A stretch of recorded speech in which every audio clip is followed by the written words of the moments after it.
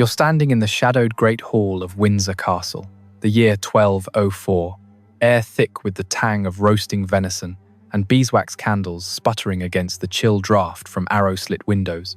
The fire crackles, casting flickering gold on tapestries woven with lions rampant, but the warmth doesn't reach your bones. Laughter echoes off stone walls, coarse jests from knights in fur-lined mantles, the clink of silver goblets passed hand to hand. A lute strings a merry tune, but it falters when the heavy oak doors groan open. He enters, King John, his boots thudding on rush-strewn floors, eyes sharp as a falcon's, scanning the room like a merchant appraising wares. The scent of his pomade, sharp and foreign, cuts through the smoke.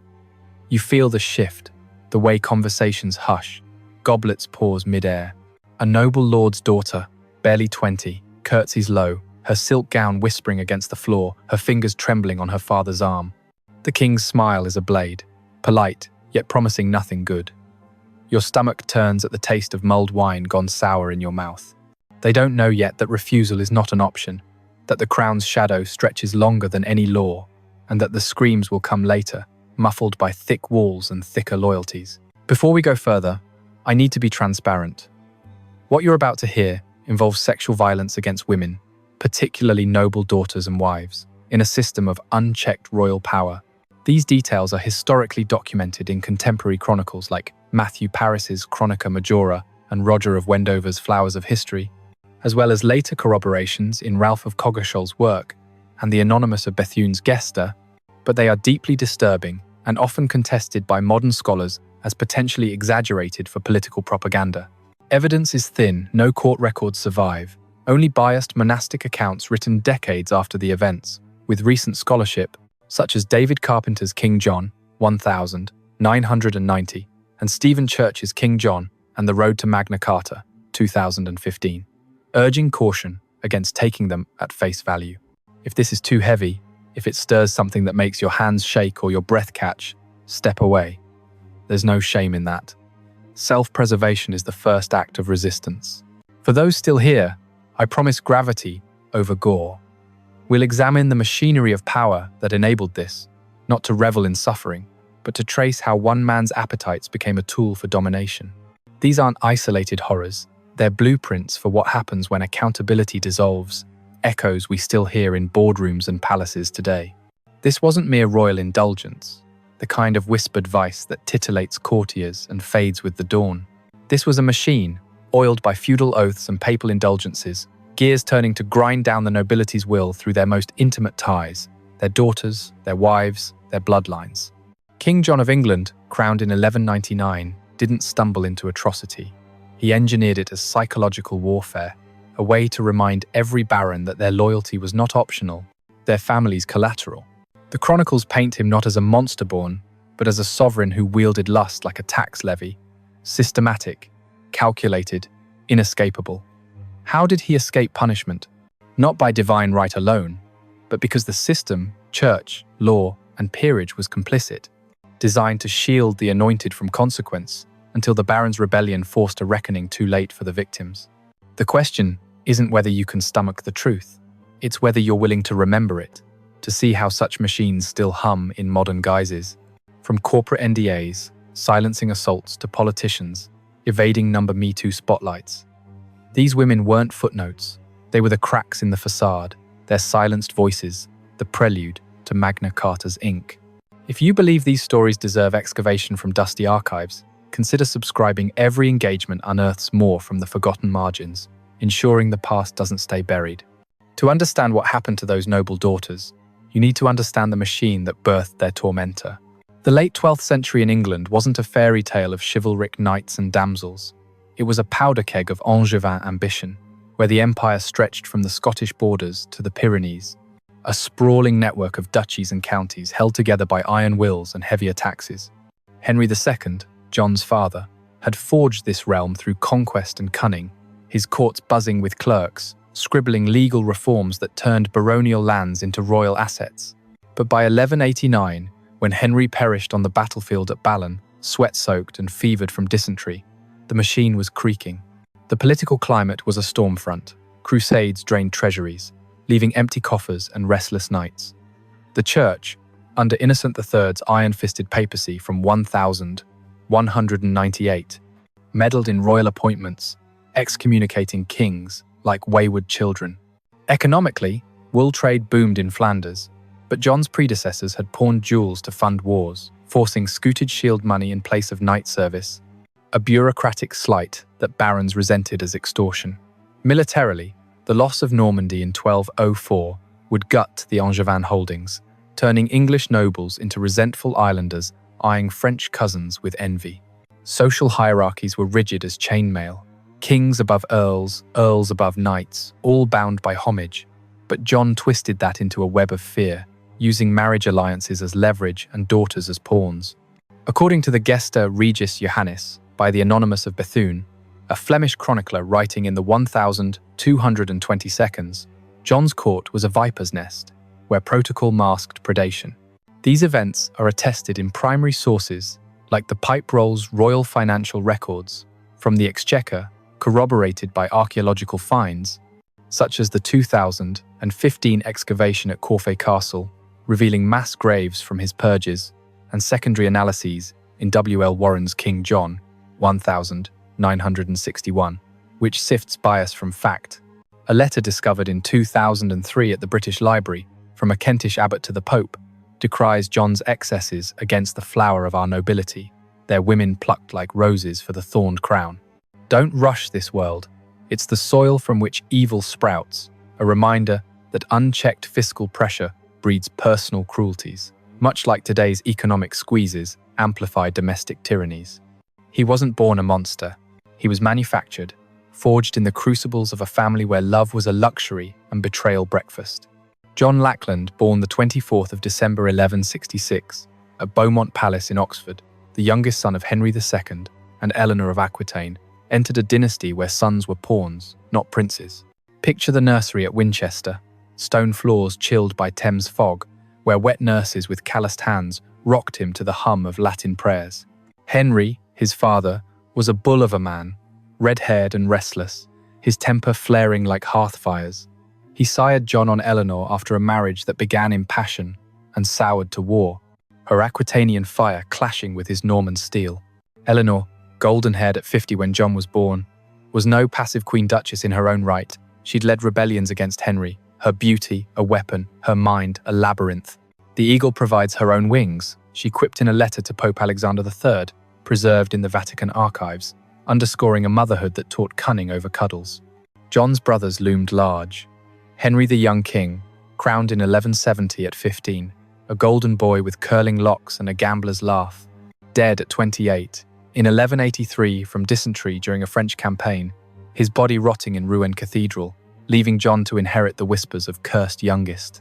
Geoffrey, Duke of Brittany, dark-eyed and ambitious, jousted his way to a tournament accident in 1186, skull cracked on Parisian lances, his widow Constance remarrying John's enemy, Arthur. Richard, the Lionheart, towering and tawny, crusade-scarred, imprisoned by Leopold of Austria in 1192, his ransom bankrupting England John's chance to shine, or stab. By age 7, John's world narrowed. Family of 10 Henry, Eleanor, 5 sons, 4 daughters, but descending to isolation. First loss, brother Henry, 1183, gasping his last in Martel Castle, fever sweat-soaking brocaded sheets. His final words, a curse on Richard's ambition, witnessed by John, then 16, who stood silent in the antechamber, tasting bile and opportunity. Henry's death splintered the court, riots in London, barons defecting. Paragraphs could fill tomes on the funeral procession, wagons creaking under leaden coffins through mud-churned roads, John's small frame bundled in black velvet. Learning that grief was a performance, power the prize. Next, Geoffrey, 1186, trampled in a melee at Paris, his brains dashed on dusty ground. Chronicler Gerald of Wales describes the ghastly spectacle, John's tutors shielding him, but the boy heard the tales, felt the void where a brother once tousled his hair. By 1189, Henry himself succumbed at Chinon, arrow wound festering, pus-stinking sheets, his roar reduced to whimpers as Richard's forces closed in. John, 23, knelt by the bed, receiving a ring symbolizing succession, but tasting ash Henry's last breath. a hiss of traitor for John's flirtations with Philip Augustus. Eleanor, imprisoned by Henry until 1189, emerged gaunt but unbowed. Her letters from Sarum Castle, discovered in 1998 at the Public Record Office, urging John, "Be the shadow that outlasts the storm." Richard's 1,199 death in Chalice, crossbow bolt in his shoulder, gangrene claiming him at 41, left John king but scarred. Suetonius-like, Ralph of Coggeshall writes something chilling in his Chronicon Anglicanum. There never was a better servant nor a worse master than John. Psychological stages unfolded. Childhood mimicry of Henry's rages, adolescence in Eleanor's salons learning verbal daggers, young manhood in Irish campaigns honing ruthlessness. By coronation, the boy who chased hares in Oxford meadows had become the man who viewed women as extensions of men's fealty, their bodies the ultimate levy. And then everything changed.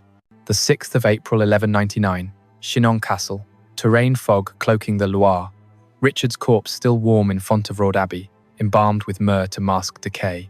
John, 32, rides hard from Le Mans, mud-caked spurs, heart pounding, not with grief, but geometry, the throne, a vacant seat in a game of regicide.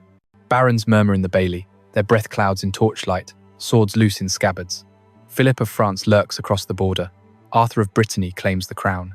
John seizes the moment, oaths sworn in a chapel reeking of incense and ambition, his ringed hand on the Bible, voice steady. "I am your king." The transformation crystallizes that night. Alone in Richard's solar, parchments strewn like fallen leaves, tax rolls, marriage contracts, lists of unwed daughters as diplomatic chits. A mirror catches his reflection, eyes hollow from years of waiting, and he smiles, testing the power. From servant to sovereign, the machine whirs to life, lust no longer leashed by brotherly shadow, but unleashed as policy. What I'm about to describe isn't random debauchery, it's a system. 5 distinct acts, each calibrated to fracture a different pillar of noble resistance. Trust, honor, lineage, faith, legacy. Drawn from the Chronicles, these are not inventions but echoes, their authenticity debated yet persistent in the record. First came the quiet erosions, the seductions that masqueraded as courtly favor. It was the autumn of 1200, leaves turning crimson on the oaks of Nottingham Castle, a harvest moon silvering the Trent's sluggish flow. The air carried the earthy musk of turned soil and distant forges, hammers ringing like accusations. John, fresh from his coronation's pomp, summoned his council to this bulwark of the north, mantled in ermine-trimmed scarlet, gold torque glinting at his throat. Barons arrived in woolen cloaks damp from road mist, their wives and daughters trailing in modest kirtles of Lincoln green, veils pinned with brooches of chased silver. Political winds howled. Richard's ransom had left debts like open wounds, scutage demands doubling to fund Welsh skirmishes, whispers of Arthur's claim rustled like dry leaves. Amid the feasting roast swan glistening with honey, ale foaming in horn cups, John's gaze settled on Lady Adela de Warenne, 25, wife to Earl Hamelin, her chestnut hair braided with pearls, laughter light as she recounted a hunt. Daughter of the powerful Warenne family, Adela was no wilting flower. Raised in the Earl's Lewis holdings, she managed estates with a ledger's precision, her letters to her husband preserved in the close rolls, revealing a mind sharp as quill nibs, dreaming of pilgrimage to Compostela. She thought of her 2 sons, tugging at her skirts that morning, their small hands sticky with apple tart, and vowed to return before Yuletide. He inspects her the way a steward eyes, a prize ewe, conversation veering from taxes to troubadour verses, his hand brushing hers over a shared flagon. Tension coils like a bowstring. Servants avert eyes. Minstrels falter mid-stanza. He leads her away to the solar, the door thudding shut behind them, the room falling silent, save for the pop of hearth embers. The act itself vanishes into history's veil. No chronicler dares the bedchamber's shadows, but when they bring her back at dawn, her veil askew, steps unsteady on the spiral stair. Her gaze drifts like smoke, fixed on some inner horizon. She does not weep. Instead, she straightens her cuffs, murmurs prayers in Norman French, her knuckles white on her rosary. Adela endures, birthing John's bastard son Richard in 1201, a secret toll in flesh, her marriage strained but intact, Hamelin's silence bought with royal grants. Matthew Paris, writing in the 1,240 seconds from St Albans scriptorium, ink-stained fingers trembling, Notes: the king took what pleased him, and the husbands paid the dowry in land. This wasn't about Adela, or even fleeting desire. This was about the system, a feudal calculus, where women's bodies became bonds in the homage chain. John's seductions weren't whims, they were investments, turning potential rebels into cowed allies. Warren's biography details how such liaisons netted him. Warren loyalty during the 1203 Poitou campaign, estates forfeited as gifts, masking, coercion. It fits broader patterns. Angevin kings from Henry II onward used concubinage as soft power, but John weaponized it, echoing modern scandals where executives dangle promotions for favors. The number Me Too reckonings exposing the ledger beneath the flirtation. Scholarly debate rages. Church argues Paris exaggerated for baronial sympathy, yet the pipe rolls confirm Adela's relief payments, financial echoes of shame. Long-term, it eroded the social fabric. Noble houses splintered, daughters wed earlier to shield them, trust in royal justice fracturing like ice on the Thames. They didn't want lovers. They wanted leverage. Ghosts, not martyrs, women whose silence bought their family's survival, their vacant stares the cost of empire. In boardrooms today, the same script plays. NDAs as veils, power as aphrodisiac, victims humanized only in footnotes. But he wasn't finished. The machine ground on, turning jest into jeopardy. What happened next reveals the crown's casual cruelty, a Christmas court in 1204, where merriment masked malice. Snow-blanketed Westminster's tilt yards, flakes swirling like ash from a pyre, the Thames frozen in patches, cracking under skaters' blades. The palace halls glowed with Yule logs, air heavy with pine resin, spiced hippocras, steaming in silver ewers, minstrels trilling a stampy on rebecs. John, bloated from Poitou's losses, brocaded in cloth of gold, presided over a throng of 300, earls in velvet doublets, their ladies in furred surcoats, daughters like hothouse blooms in samite, cheeks rouged against the cold. Political tempests raged outside Normandy fallen that summer, Philip Augustus parading John's captured seals like trophies, taxes tripled, barons grumbling over scutage arrears. Amid the mummery, masks of beasts and fools, John spots Lady Agnes de Lacy, 22, wed to a minor lord from Cheshire, her flaxen plaits coiled under a barbette, hands clasped on a psalter, mind wandering to her estate's wool yields. Her father's recent death leaving her guardian to the king's whim. The fine roll entry, scrawled in Chancery Latin on vellum now yellowed in the National Archives, records it dryly. Agnes offers 200 chickens that she might lie that night with her husband, and not with the king. Laughter ripples, courtiers guffaw, goblets raised in mock toast, but her cheeks burn, fingers twisting the psalter's leather binding, tasting salt on her lips from bitten tongue. John waves it off with a grin, but the implication hangs, a noose of feathers. That night, as revels peak, he summons her husband to dice, the clatter of bones drowning her plea. He leads her to the privy chamber, tapestries muffling the outer din, the door barring like a confessor's screen. Skip the shadowed hours. Dawn finds her returned, kirtle rumpled, eyes downcast, breath shallow as if surfaced from drowning. She feeds the chickens herself next morn, their clucks a bitter chorus, her husband avoiding her gaze over breakfast pottage. Roger of Wendover, compiling in the 1,220 seconds, brands it the king's foul jest, a tale circulated to shame the Lacys into silence. This wasn't humour, this was the system flexing, reducing noble dignity to barnyard barter, a psychological cudgel to remind lords their homes were extensions of the exchequer. Carpenter's analysis in The Struggle for Mastery, 2003, links it to John's fiscal desperation post-Normandy, using humiliation as currency when gold ran dry. It mirrors today's wage gap coercions, where perks mask predation, victims gaslit into gratitude. Debate swirls. Holt in 1961 saw it as hyperbolic propaganda, but the role's authenticity is unchallenged. Its cold bureaucracy, the horror's spine. Society reeled, women's veils thickened, courts whispered of the chicken toll, lineages tainted not by blood but by bought mercy.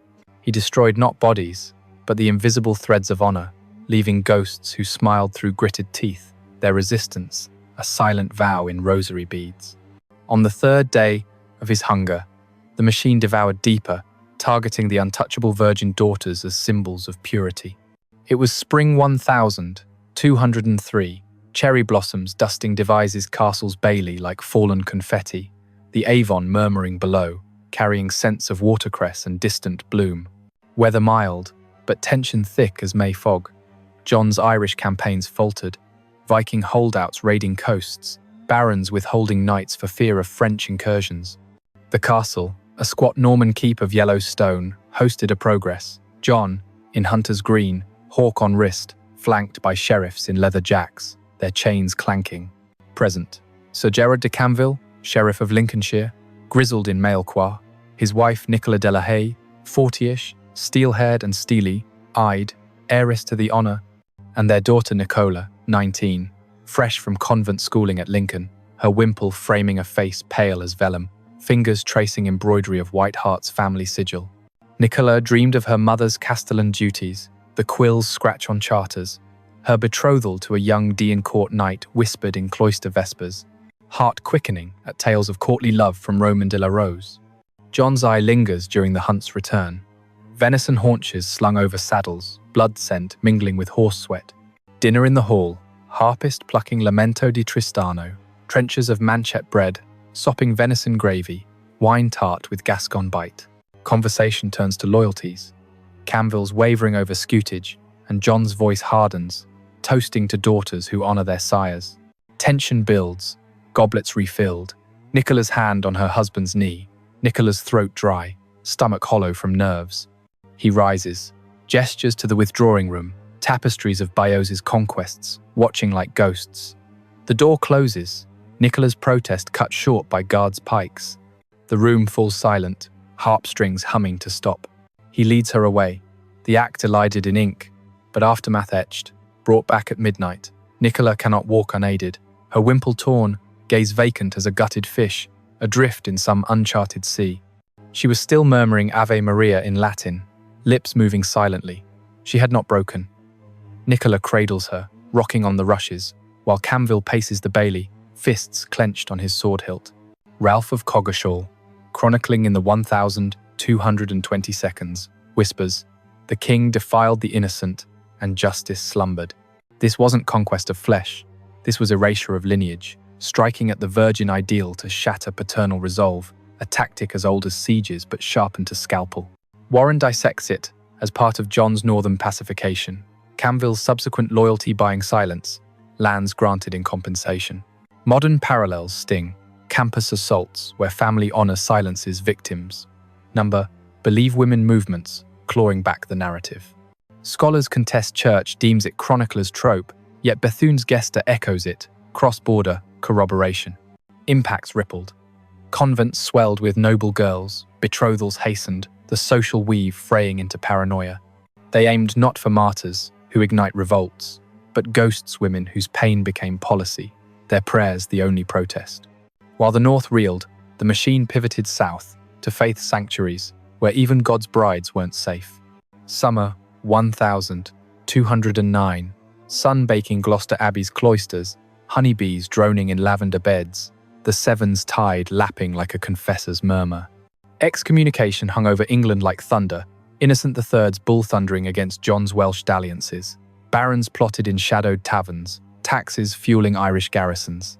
The Abbey, rose-windowed nave echoing plainsong, sheltered Lady Matilda de Brieux, 28, widow of William de Brieux, her dark curls veiled in black, hands folded on a book of hours illuminated with silver saints. Daughter of the Marcher Lord, she'd managed Breckon's wool mills with widow's grit, her thoughts on her son's fostering, prayers for her husband's soul lost to John's purges. Her father, once John's ally, now eyed the French court warily. John arrives unannounced, progress from Oxford, dust-caked palfrey stabled, his retinue spilling into the guest hall with clinking spurs. Vespers chime, nuns in wimples scurrying, but he demands audience in the chapter house, air thick with incense and old stones chill. Feasting follows Abbey's best, lamprey pie and malmsey conversation laced with barbs on Brieux's debts. Matilda attends, her presence a courtesy, heart pounding at his proximity, the way his fingers linger on a shared salt cellar. Tension mounts, nuns' chants fading, his jests turning pointed. Widows are the church's richest vineyards. He dismisses the abbess, leads her to the prior's cell, door barring with monastic finality. The hall hushes, a dropped spoon echoing like judgment. Skip the sanctified shadows. Morn finds her return to the daughter, steps faltering on flagstones, veil clutched like a shield, eyes hollow as chalice voids. She does not cry. Instead, she traces psalms with trembling quill, ink blotting her resolve. Brioux's estates relinquished days later, her brothers summoned to swear fealty anew. Anonymous of Bethune, penning from Hainault, indicts, he profaned the veil, and heaven wept. This wasn't desecration for sport. This was assault on the spirit's last refuge, co-opting sacred spaces to profane noble faith, turning convents into extensions of the bedchamber. Carpenter links it to John's anti-church pogroms, abbeys fined for harboring disloyalty, women's submission, the price of absolution, echoes in today's clerical scandals, where vows mask violations, survivors' testimonies toppling pedestals. Debate persists, Paris's account conflated with de Brau's starvations, but Coggeshall's neutrality bolsters it. Society scarred, nunneries barred noble postulants, faith weaponized as suspicion, the knaves echo now accusation. Destroying the social fabric, thread by thread women, not just bodies, but beacons, dim them, and resistance flickers out. Mid-narrative validation. If you're still here, it's because you grasp that remembrance is resistance. What comes next cuts deeper, the apex of the machine's cruelty. Pause if needed, but for those pressing on, let's bear witness together, honoring the wait. The fifth turn of the screw came in the rebellion's cradle, where refusal birthed revolt. Lent 1212, winds whipping Runnymede's meadows, willows weeping into the Thames, Lenten fasts hollowing bellies amid bread riots. John's Welsh forays faltered. Llywelyn ap Iorwerth raiding Marcher lands, barons, stung by scutage, forged secret oaths in hidden manors. Baynard's Castle, London, stone walls laced with ivy, hosted a tournament masking conspiracy. Knights in blued steel, ladies in azure damask, banners snapping like accusations. Among them, Lady Matilda de Clare, 18, daughter of Robert FitzWalter, Lord of Little Dunmow, her auburn tresses netted in gold caul, fingers toying with a hawk's jess, mind on her embroidery of White Tower's family arms. Educated at Barking Abbey, she quoted Ovid in letters to her father, archived in the Cotton manuscripts, dreaming of a match to seal Essex peace, her laughter a rare spark in the hall's murmur. John, quarantined by suspicion, demands her presence at a private masque. Air scented with rose attar masking, privy stinks, lutes veiling whispers. FitzWalter hesitates, but crown's glare compels. Matilda curtsies, heart thumping like war drums, tasting fear, bitter almonds. Conversation dances poetry to politics, his hand on her wrist like manacle. Tension crests, masks doffed, his intent bare as a blade. He leads her to the turret chamber, door slamming like excommunication. The hall's revelry, a distant roar. The act implied in shadow play, return at cock, crow. Matilda supported by maids, gown torn at hem, gaze shattered like stained glass, adrift in prayer, fragments. She spits defiance later, fleeing to France with her father, whispering to chroniclers of the king's venom. Poison rumours swirl her death in 1213, belly swelling then bursting, but Paris insists. He sought her virtue, denied, he sought her end. This wasn't passion spurned. This was the system's zenith, targeting betrothal-age daughters to preempt alliances, lust as preemptive strike. Church's 2015 tome ties it to Magna Carta's genesis, FitzWalter's leadership forged in that turret's dark. Parallels to Epstein's Island, where youth bought silence, number Me Too, unearthing the ledgers. Contested fiercely modern skeptics like Holt call it myth, but Paris's detail, corroborated by Wendover, persists. Legacy. Daughters cloistered en masse. Baronial fury coalescing into 1215's Meadow Charter. Yet the fabric rent irreparably women, as revolts silent fuse, their scars the ink of liberty. While John was destroying these pillars, trust in Adela, honor in Agnes, lineage in Nichola, faith in Matilda, legacy in the fifth unnamed daughter whose chronicle fades, he made one crucial error. He mistook fear for fealty, pushing the machine to overheat. The conspiracy brewed in alcoves, from York to Winchester, barons like FitzWalter and de Lacy, once cowed, now venomous. Who were they? 25 earls and knights, scions of Domesday lords, faces lined from John's levies. Eustace de Vesey, Northumberland's iron fist, motivated by northern ravages. William Marshall, the aged regent-to-be, driven by honour's erosion, his daughter's safety a phantom fear. Geoffrey de Mandeville, Essex's storm, fueled by Matilda's flight, his own wife's whispers of court shadows, motivations layered like chain, fiscal ruin from 40-shilling scoutages, lands pawned for ransoms, but deeper, the intimate wounds wives shamed, daughters scarred, a nobility emasculated, not by swords, but bedsheets, stained with power's spill. The plot unfolded in whispers, sealed at Stamford's Christmas 1214, snow-muffling hoofbeats on frozen lanes, oaths sworn over boar haunches in lantern glow, poison John's cup, or blade in the hunt. Messengers rode veiled, ciphers in Bible margins, French envoys smuggling gold from Philip. John learned fragments spies in the weave, but dismissed as chaff, his paranoia turning inward, purging loyalists like de Braus. He aimed his cruelty at the wrong cadre, not faceless serfs, but the sword, arm of the realm. Rebellion ignited May 1215, London gates flung to barons, John's seal broken like bread. Runnymede, June 15, tents pitched on water meadows, ink drying on parchment under eagle eyes. No free man shall be seized, except by lawful judgment. John signs, fuming, the great seal thudding like a heart's arrest. His death came swift. October 1216, Newark's fevered bed, dysentery twisting guts like traitors' knives, breath rattling in the thatch-roofed chamber, physicians powerless against the flux. Present tense grips, he writhes, sheets sodden, cursing barons and pope, the chalice spilling undrunk. Eyes bulge, final gasp a wheeze gone at 49, body carted to Worcester, Worms feast. Chaos erupts, suns scatter, French Prince Louis lands at Thanet, sieging castles in gunpowder haze. Marshal crowns 9-year-old Henry III at Gloucester. Papal absolution, lifting excommunications pall. Conspirators scatter Vesey to Scotland, Mandeville to grave from wounds but the machine devours. Loyalists like Savary de Moléon hang rebels from gibbets, forests echoing screams. Power transfers jagged, Henry III's minority a regency of reprisals, 20 barons dead in the purge, lands redistributed like war spoils. This is what happens when the machine breaks. It devours indiscriminately, barons' victory, Pyrrhic, the social order, a bonfire of vanities. The system survived, Magna Carta reissued in 1217, but John's ghost lingered in every clause on arbitrary seizure. He escaped punishment not by survival, but by succession, the crown's immortality, outlasting mortal rot, victims' cries muffled in the regnal din. Archaeological find breathes life into the silence. A 2018 dig at Reading Abbey, unearthing it whole. July swelter baked the site, volunteers in khaki shorts sifting spoil heaps under canvas tents, the air humming with trowel scrapes and generator hum. Dr. Eleanor Wood, Oxford archaeologist, 42, mother of 2, knelt in the trench, sweat beading her brow, when her spade clinked not stone, but vellum, sealed in lead casket, amid monastic refuse. Heart leaping, hands gloved, steadying the find. She felt the chill of history's hand.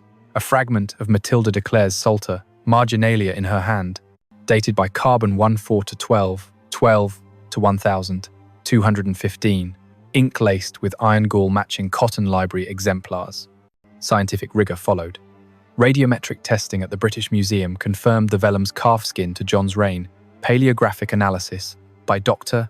Laura Slater, tracing the script to Essex scriptoria, illuminations of white towers echoing FitzWalter arms. What it proved, not just survival, but defiance. Latin verses adapted from Ovid, though shadowed, the rose thorns back, a coded lament, her fingerprint in faded pigment.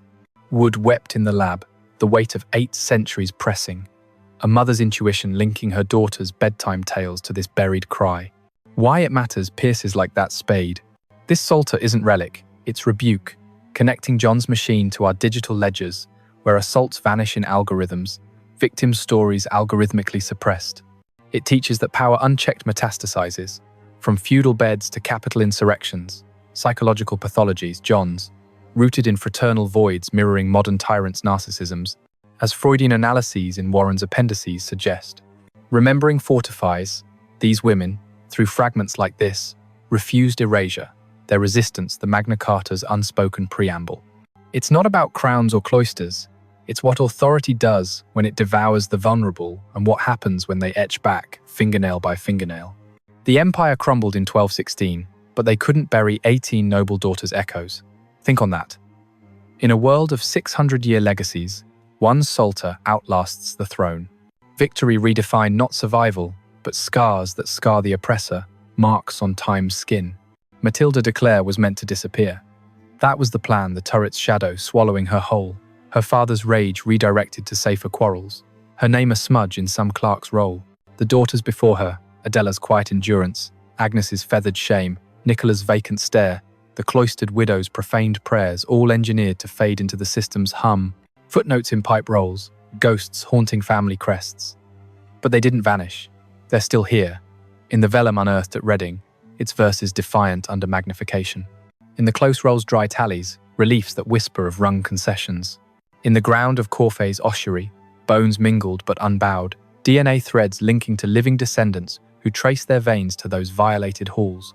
And now they're here with you, in the flicker of your screen, the pause in your breath as the weight settles. Because you chose immersion over aversion, remembrance over recoil. You refuse to let their hush be the final echo.